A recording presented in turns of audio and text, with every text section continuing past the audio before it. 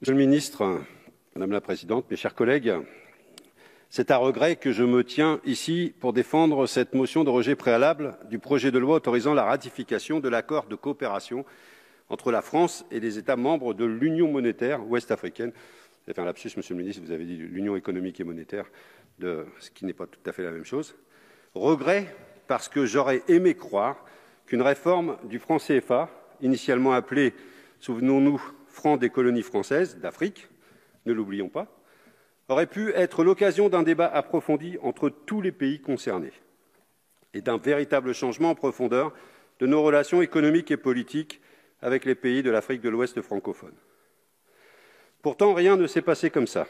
Sur le fond, cette réforme n'a pas été faite pour changer quoi que ce soit.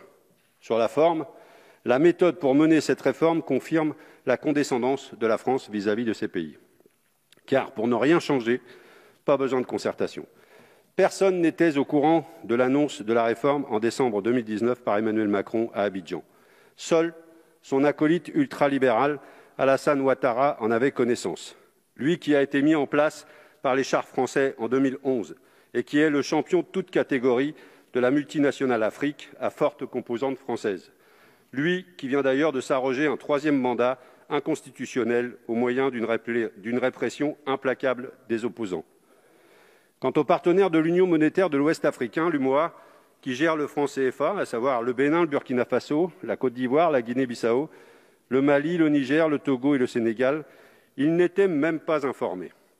Pas plus que le gouverneur de la Banque centrale des États de l'Ouest africain qui pilote cette monnaie. Lorsqu'Emmanuel Macron a expliqué le sens de la réforme en décembre dernier à Abidjan, il a dit, je cite, « J'ai souhaité pouvoir mettre à plat l'ensemble des sujets pour écrire une page nouvelle de notre histoire commune. » Fin de citation. L'idée ne lui a donc pas été soufflée par les États membres de l'UMOA, comme on veut bien nous le faire croire encore ce matin. C'est encore et toujours Jupiter qui a décidé seul. Or, un changement de monnaie, si l'on respecte un tant soit peu les peuples concernés, aurait dû être un chantier démocratique, transparent et ouvert, quitte à être long. Prenons notre exemple. En 1992, lorsque la communauté européenne a choisi de devenir l'Union européenne et de passer à l'euro, il y a eu un référendum en France. Il posait bien l'enjeu du passage à la monnaie unique, 7 ans plus tard, avec un calendrier précis. Peu importe ce que l'on pense du résultat, mais force est de constater qu'au moins, sur la méthode, les choses étaient plus démocratiques. Ici, que nous propose-t-on? La ratification d'un accord de coopération seulement. Même pas le calendrier de mise en place de l'ECO. Et même, l'ordre de ratification est suspect. Pourquoi la France est-elle le premier pays à ratifier cet accord? Pourquoi, en toute logique, ne pas avoir attendu la ratification des autres pays directement concernés pour terminer par la France? Notre Parlement aurait de ce fait pu tenir compte des débats démocratiques dans les pays directement concernés par cette réforme. Logique, non? Question de méthode. Cette réforme est par conséquent un non-sens complet. Cela justifierait à elle seule que l'on rejette ce texte. Mais vous avez encore la possibilité de le faire. Parce qu'il ne faut pas oublier que l'on parle de quelque chose qui est absolument fondamental. On parle de monnaie, c'est-à-dire d'une institution politique et économique. C'est la monnaie qui permet à une zone de déterminer et de piloter son économie pour obtenir des résultats de développement précis. Et qu'en est-il de cette réforme du franc CFA? Va-t-elle permettre de piloter ces taux de change pour permettre de favoriser ses exportations ou ses importations? Va-t-elle laisser aux pays de la zone le choix de s'adosser à une monnaie plutôt qu'une autre? Va-t-elle permettre de piloter son inflation, ses taux d'intérêt, le poids de sa dette, et j'en passe? Eh bien non, rien ne changera. Le lien ombilical du franc CFA avec la zone euro va perdurer. Il s'agit de la parité arrimée uniquement à l'euro, la liberté des transactions et la convertibilité illimitée entre les deux monnaies. Ce triple lien permet à toute multinationale qui fait du commerce dans la zone monétaire du franc CFA de bénéficier d'une sécurisation de ses investissements sur le long terme grâce à la parité franc CFA euro, de convertir ses profits réalisés en franc CFA vers l'euro, puis de rapatrier ensuite ses capitaux vers la zone euro. Prenons simplement La parité fixe euro-franc CFA, pour ceux qui travaillent en euros, aucun problème, on est d'accord. Mais quand vous avez des secteurs entiers qui travaillent en dollars, c'est très compliqué.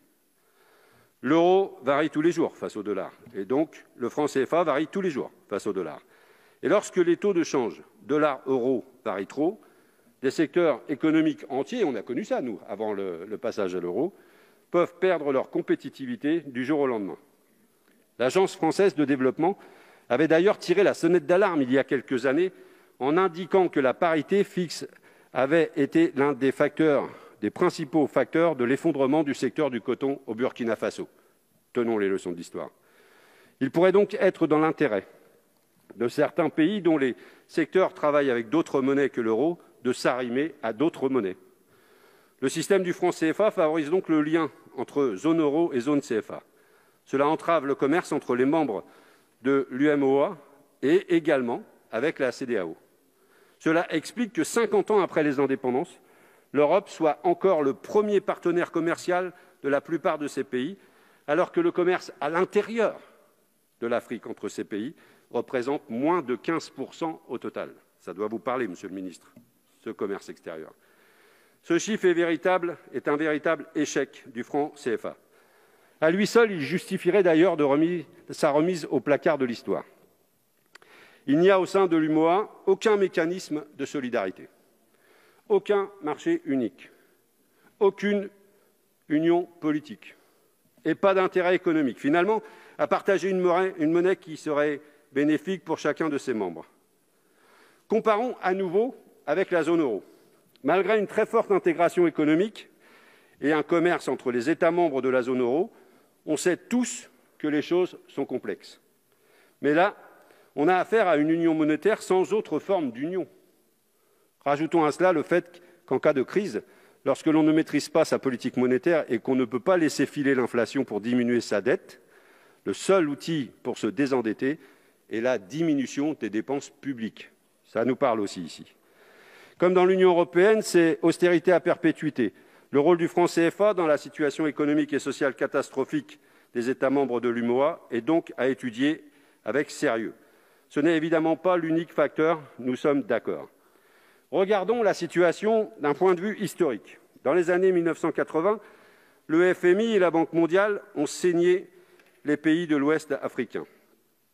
Les fameux plans d'ajustement structurel ont détruit ces États en pleine construction, avec la complicité d'ailleurs du Club de Paris.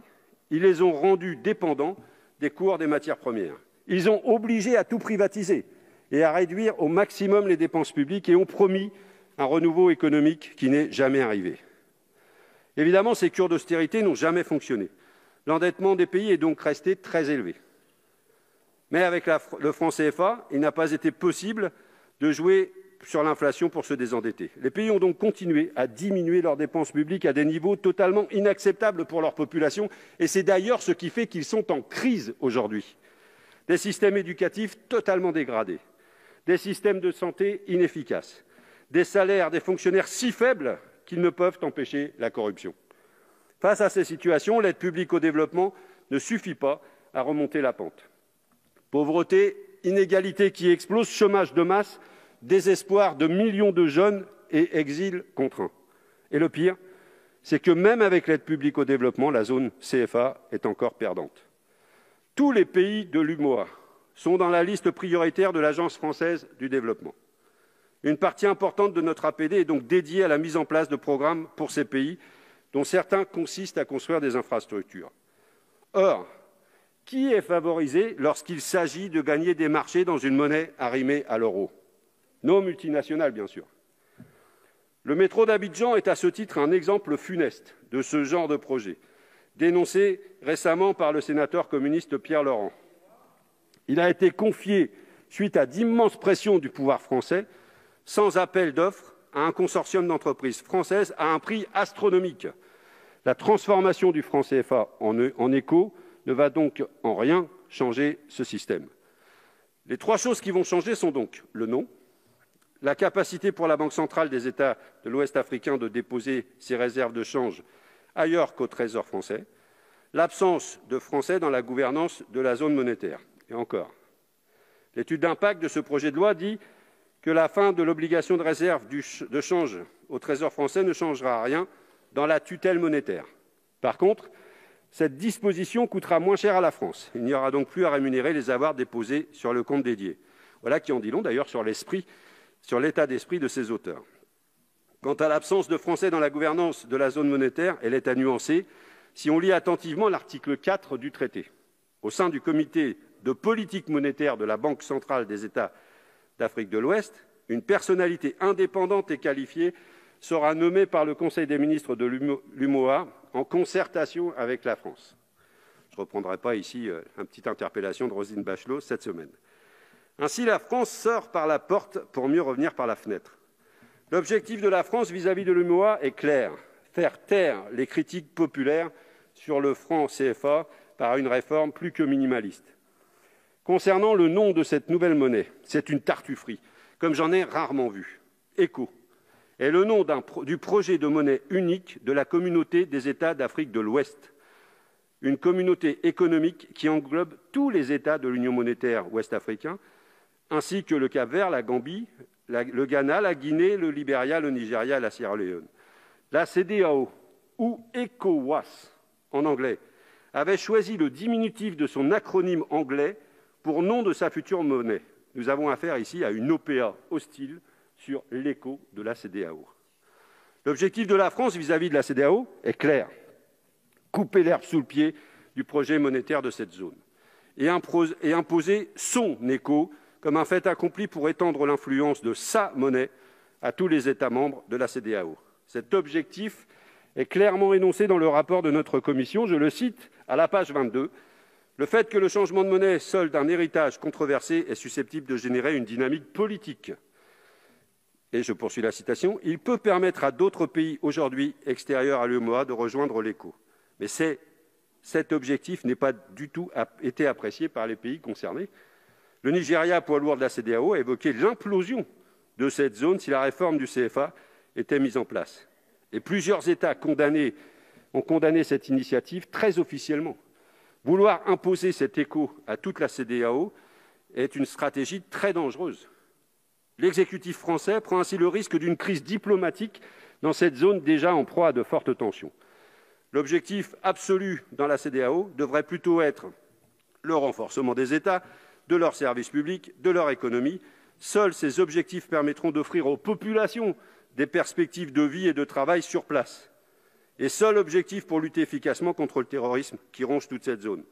Et par cette stratégie du chaos, la France affaiblit la CEDEAO. Or, la CEDEAO est l'appui de l'Union africaine dans la région pour mener une politique de convergence économique et financière, une union douanière pour créer des intérêts économiques communs dans la région et surtout pour mettre en place une devise commune. Affaiblir la CEDEAO, c'est affaiblir le relais de l'Union africaine pour l'intégration régionale. Affaiblir la CEDEAO, c'est affaiblir le multilatéralisme africain. Vous parlez de multilatéralisme, sauf quand ça ne vous intéresse pas. Et j'imagine que personne ici ne veut aujourd'hui affaiblir le multilatéralisme africain. Voulons-nous être complices de cette stratégie de casse ? Que l'on me comprenne bien, je ne penche pas non plus pour le très libéral projet ECO de la CEDEAO. Je constate simplement que le gouvernement français s'est invité dans ce débat pour en perturber le cours. Cette monnaie, assumez-le, correspond aux intérêts des classes supérieures africaines tournées vers l'extérieur et aux multinationales qui travaillent en euros. Pour les peuples et pour les PME africaines, cette monnaie peut être un véritable boulet. Votre majorité défend les intérêts des classes aisées et des multinationales en toutes circonstances et en tout lieu. Nous, députés communistes, nous opposons à cette réforme précisément parce qu'en toutes circonstances et en tout lieu, nous défendons les plus précaires, les peuples. Et pour cela, il faut un véritable renouvellement. L'exécutif français ne doit pas imposer sa volonté en faisant pression sur des dirigeants africains. Ces pays sont indépendants et il est insultant à leur dicter leur politique monétaire et économique. Cela ne fait qu'alimenter le sentiment anti-français.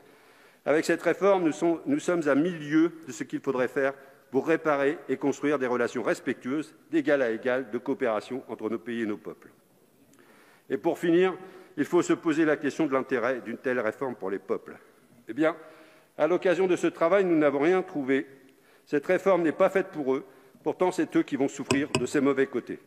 Cette hypocrisie n'a donc que trop duré Il faut rejeter ce texte et repartir à zéro. Vous en avez tout de suite la possibilité et entamer un véritable processus démocratique. Je vous invite à soutenir donc ce rejet.